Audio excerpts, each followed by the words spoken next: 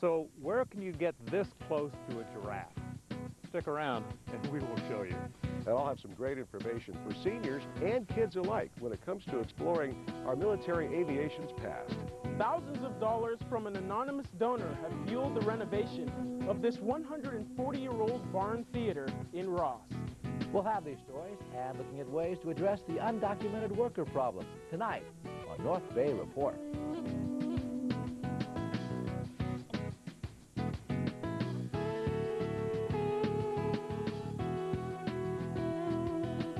Good evening and welcome to North Bay Report.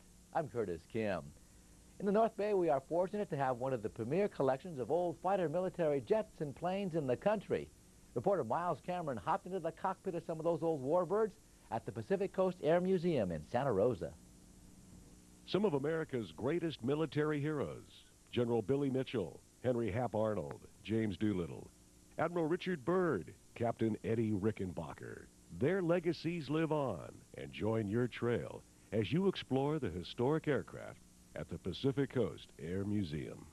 Many years ago, a group of people who owned extremely valuable warbirds decided that it would be nice to display them to the public, since they got a tax exemption for them if they displayed them sort of in a museum category, and that's how it started. They displayed these aircraft to take advantage of the tax shelter and also to help educate the people in what those warbirds were significant on.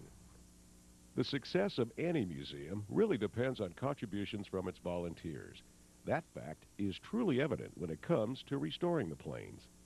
We do a remarkably fine job, and we've been told by other museums that our aircraft look better than even some of those under Air Force jurisdiction.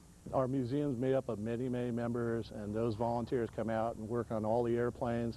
And as you've seen, they're very well maintained. None of them fly per se. We're required to keep them on the ground. But it's a pretty good example of the aviation spectrum of what's flying today. We get some of the airplanes from the desert storage down in Tucson called Davis-Monthan.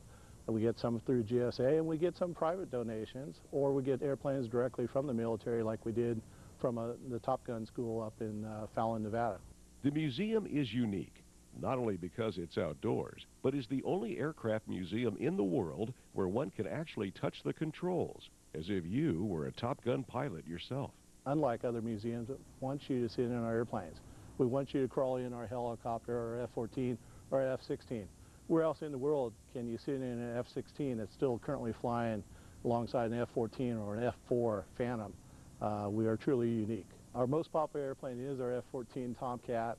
It actually came from the Top Gun school. It was one of 6 that was actually used in the movie, and probably the only one in the world that you can actually sit in on a daily basis. Like any artifact in a museum, not all the mysteries about it have been solved. Is it really true Tom Cruise was filmed flying in this particular jet? Supposedly, yes, he did, and he also signed a panel somewhere on the aircraft, but we're not allowed. That's a top secret.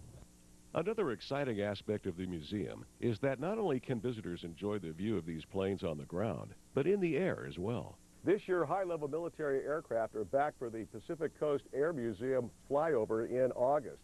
That's when, to the astonishment of the crowd, the planes will do a low-level flyby, turn on their afterburners, and zoom 10,000 feet high into the sky, disappear over the horizon, only to come back seconds later and thrill the crowd. Each year we have our annual air show, Wings Over Wine Country Air Show. It's always the third weekend in August. Last year we had 22,000 people over 2 days. Of course, this year we're hoping to increase that number. We get military airplanes in here, civilian airplanes, and also flybys.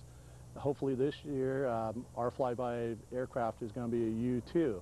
Whether you're an aficionado or a novice, 8 years old or 80, you can quench your thirst for knowledge about our aviation history by visiting or volunteering. We have a vast array of educational programs for school children. Every Tuesday, every Thursday throughout the school year, busloads of school kids come out, and our docents give presentations on aviation history and the importance of aviation to this country and its economy. In Santa Rosa, I'm Myles Cameron for North Bay Report. For more information about location and hours of the Pacific Coast Air Museum, you can log on to www.pacificcoastairmuseum.org.